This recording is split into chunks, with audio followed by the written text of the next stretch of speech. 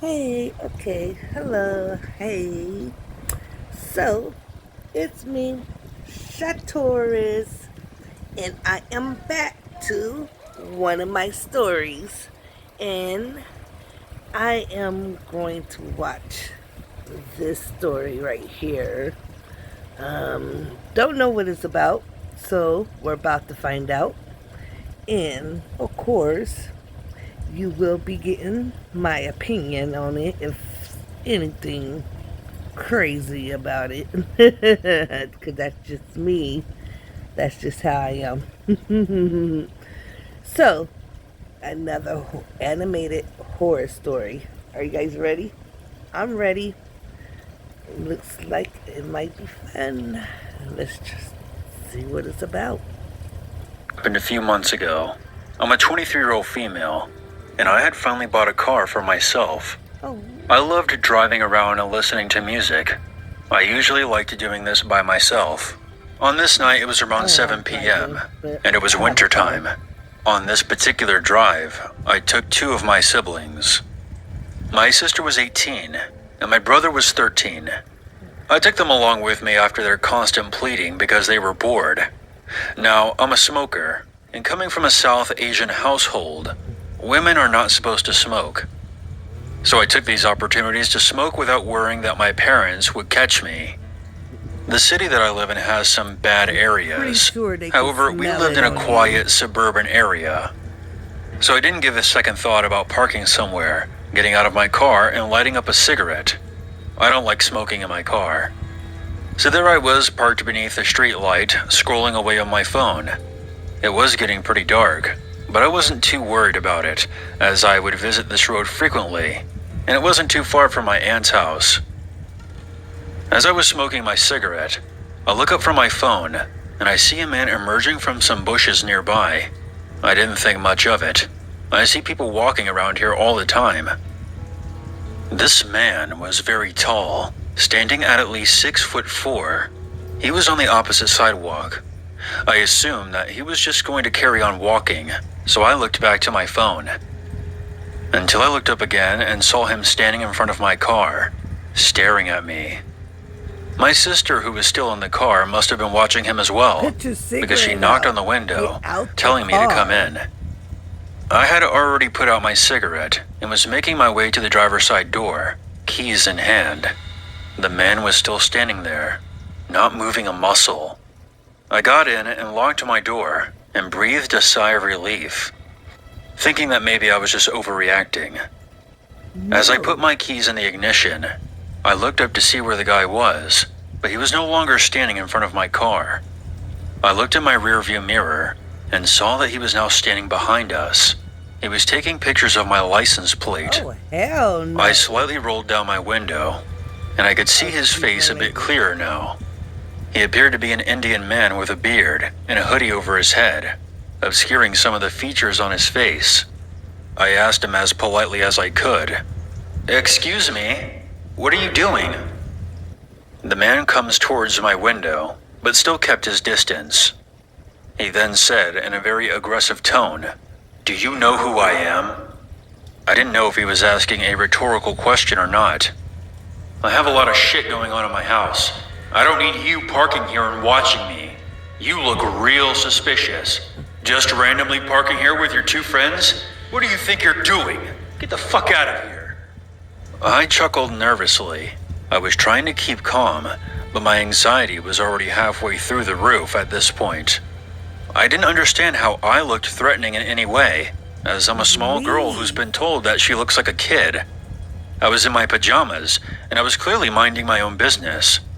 "Look, I just parked here to smoke. I come here all the time since I live close by." Really? That's when the man got right up to my window. He slid his fingers through the gap and forced my window all the way down, screaming at the top of his lungs, "Get the hell out of here!" I screamed in terror and told him to stop swearing, as I had a minor in the back seat and he was scaring him. He then screamed, "If you don't get out of here right now, I'll damage your fucking car." My adrenaline was running at full speed, and I was terrified. I didn't even bother putting my seatbelt on. I bolted out of there, and in my panic, I went straight ahead at a junction. It led me to a dead end. As soon as I stopped my car, I took the opportunity to try and calm down. My whole body was shaking. I couldn't even keep my foot on the clutch. My sister was quick to ask me if I was okay. But before I could even answer, I saw a pair of headlights coming right for us. It was the man. He was going at least 50 on a 20, and he almost crashed right into my car. But by some miracle, he just missed us. After his car screeched to a stop, he jumped out, and that's when I realized that my window was still all the way down. I quickly tried to roll my window back up, but the man was too quick. He then dove into my car. Half of his body was through my window. I screamed so loudly with his ear right next to my face that I'm sure I deafened him. He was trying to force my car keys from the ignition, but I thanked my lucky stars that with my car, to release the key, you had to have your foot on the clutch, which I didn't.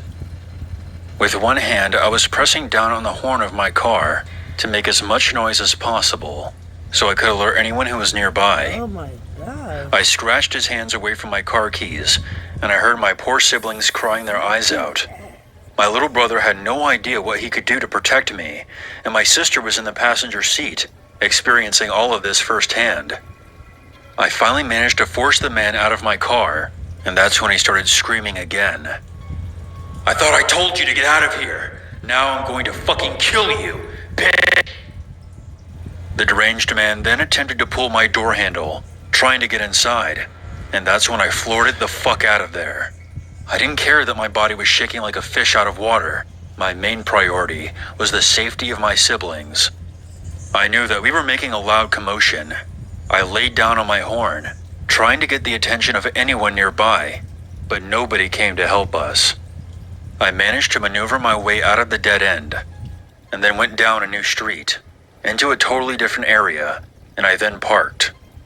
I knew that this was probably not a good idea, but I didn't see the guy following us. The three of us just sat in my car, sobbing away. This was the first time that anything like this has ever happened to us. I called the police, and I immediately wanted to punch myself in the face when the dispatcher asked if I had gotten the man's registration number. Of course, in my panic, I didn't. I wanted to slap myself in the face because I listened to a lot of horror stories on YouTube, and I always felt that they taught me how to handle certain situations. The dispatcher was very understanding, as was the female officer who called me the next day. As a woman, she understood how scary it must have been for me, and I cried to her as I recounted the incident. Unfortunately, the cops informed me that there was no CCTV cameras in that area, so there wasn't really much that they could do, especially with me not knowing where he came from. If he did in fact come from one of the nearby houses, I didn't know which one. The officer apologized to me, but it was really my fault for not mentally noting important information. They made a report of my attack, so if a similar incident happens in that area, they can make the connection. The officer said that when I parked my car, the man was likely doing something illegal nearby, and that's why he freaked out on me. I personally think it was just some deranged individual who enjoyed scaring people who looked like easy prey. Growing up in a working class... Wow, that was crazy. That was like ridiculous crazy. First of all, I never understand when I watch these stories, why is it that when they take off from a person, a bad guy or whatever, they take off, ride down the street for a while, and then stop? Like, why stop? Why are you stopping? What, to take a breath? To take a breather? Take a breath when you get home. When you get to safety, when you get to the cops, the police station, when you got to your auntie's house that supposedly lived down the street. But she stops, and here comes this deranged man chasing right after her, and she stops long enough for him to launch into her car. What a big sister. Oh, big sister, you did it. You put this mess in your sibling's head. Now this mess is in that picture in their mind for the rest of their life because it's something that you did because you decided, oh, let me take me a smoking break. Oh, I ain't tripping off of this man right here that looked like he was up to no good in the first place. But like I said, that still got me tripping out. Why is it that they always have to stop when they get to a certain distance thinking they're okay? You're not okay. Keep going. You say your aunt lives down the street. Why the heck didn't you get home? If you didn't want them to follow you home, then why didn't you just drive to the police station then? Or just drive long enough just to get away from them? The public area. I don't know. Something like that. Wow. That was crazy. A crazy story. I'm going to end with that crazy story. Because that was a crazy story that just, pissed me off. It pissed me off. Yes, it did.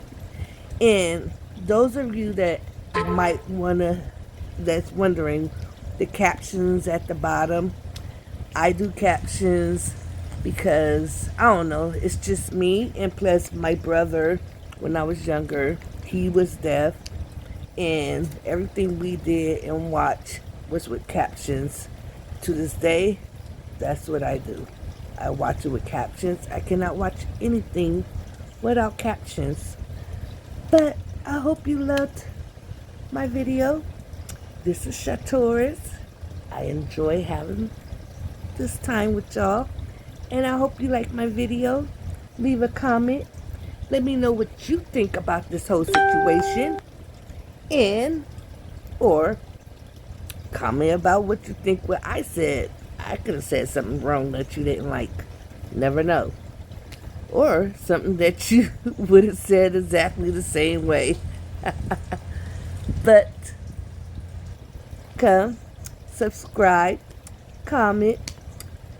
Come enjoy my videos, y'all. Later. It's Sha'Taurus. Peace out. Haha.